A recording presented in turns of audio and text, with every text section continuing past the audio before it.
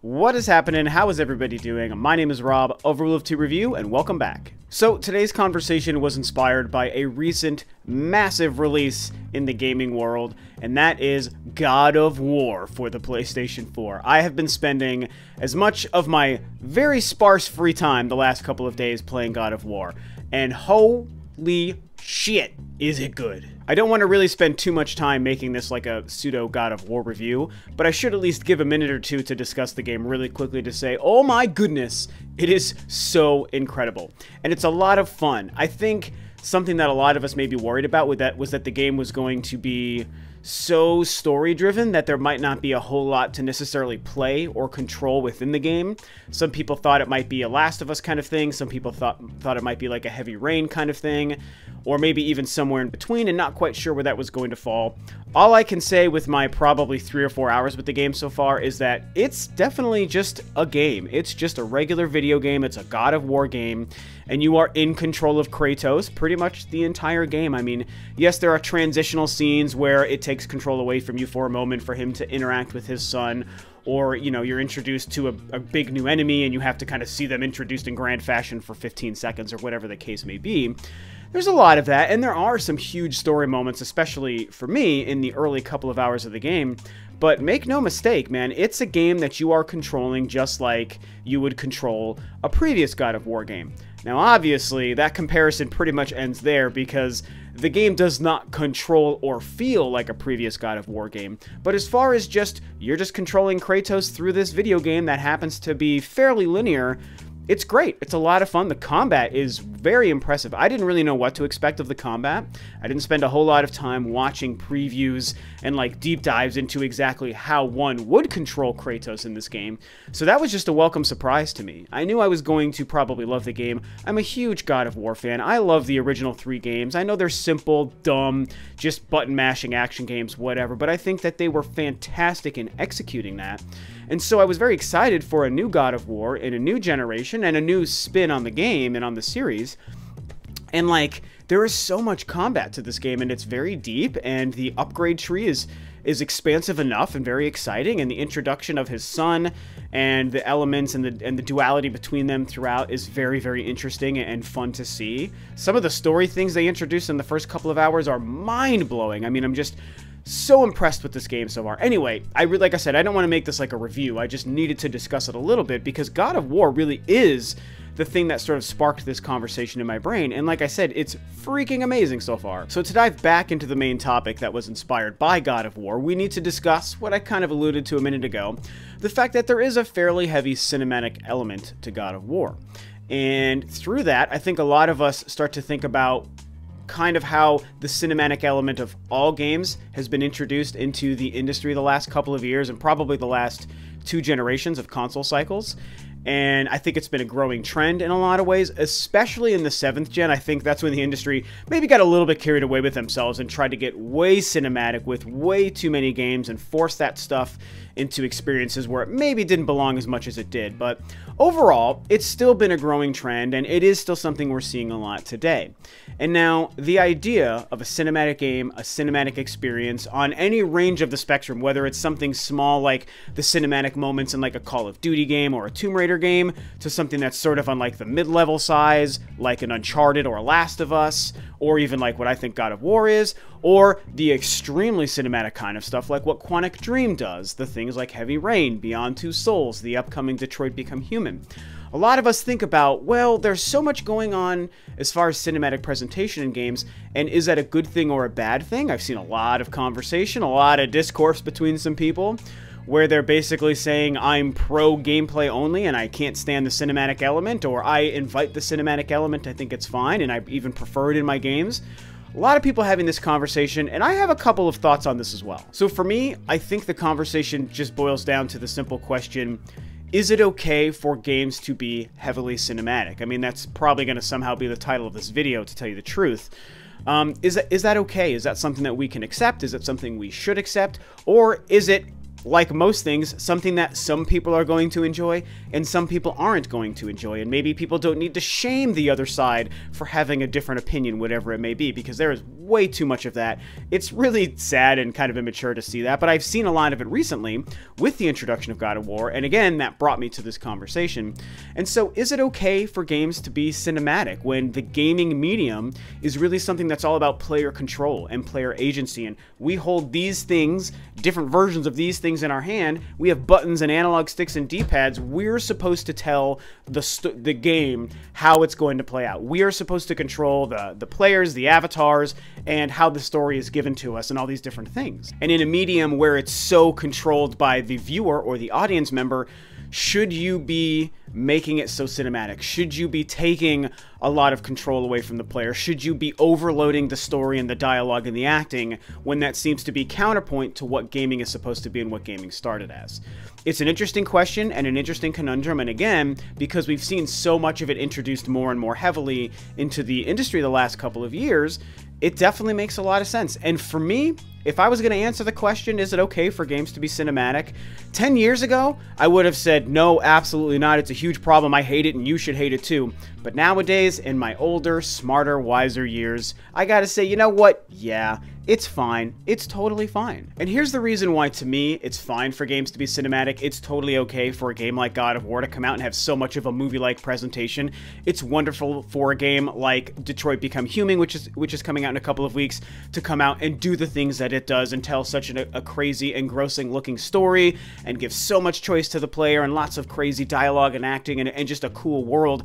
It's great for that stuff to exist. And for me, the main reason is because there really isn't that many games that are like that. It's not like the industry is actually flooded with these kinds of experiences and that the overly cinematic presentation of games is starting to actually push aside games that are focused almost entirely on gameplay.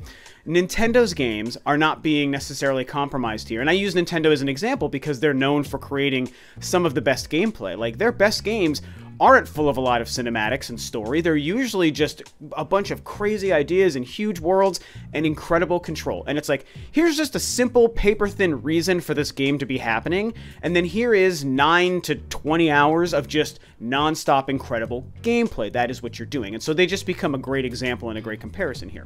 And I love that. I mean, I prefer that, absolutely. However, those kinds of game experiences, like what Nintendo does and other companies that do what Nintendo does, they're not in jeopardy here because a God of War or a Detroit Become Human or whatever the next overly cinematic game comes out, they're not in jeopardy because of these games existing, because they're very, very sparse.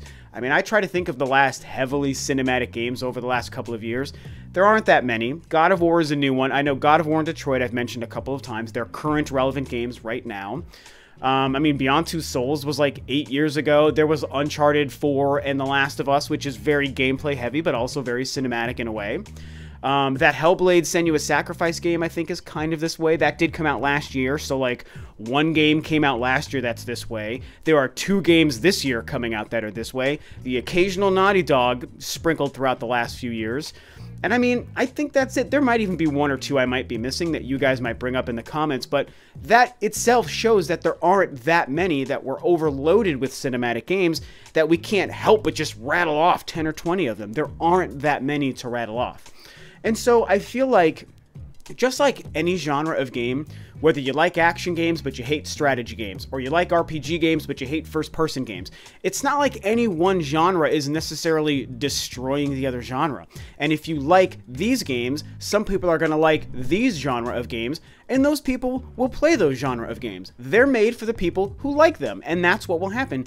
And these games are made for people who like them, which might be you, so you play these games because they're the genres you like. I know this is like an over-explanation of a simple idea, but just with some things I've seen over the last couple of weeks and months and even years, to tell you the truth, I feel like some people need this explained that way. To go back to a previous idea I mentioned a couple of minutes ago, for myself, I made the comparison of, you know, oh, 10 years ago, Rob would have said, oh, those kind of games are dumb. It should be all about the gameplay. All I care about is gameplay. Story is fine, but it shouldn't overload the game, and I don't want cinematic games. I think that's a dumb trend. I would have said that a long time ago. But like I said, the older, wiser version of myself has learned that that's not necessarily the case. And beyond everything I just said, I can buy 20 games a year, and maybe 1 or 2 of them, maybe, will be a super cinematic game like a Detroit Become Human. Honestly, probably less than that. So I'm not struggling to find the kind of gameplay-driven games that I like. So that's one of them. The other reason is, what I've learned as I've gotten older over the last couple of years is, like, honestly, I just have room in my gaming life for the occasional game like this. I mean, the sparsity of these cinematic kind of games, to me, just makes them more welcome, almost, because I'm buying every single gameplay-driven Nintendo game and other games like that for the PlayStation and Xbox throughout the year.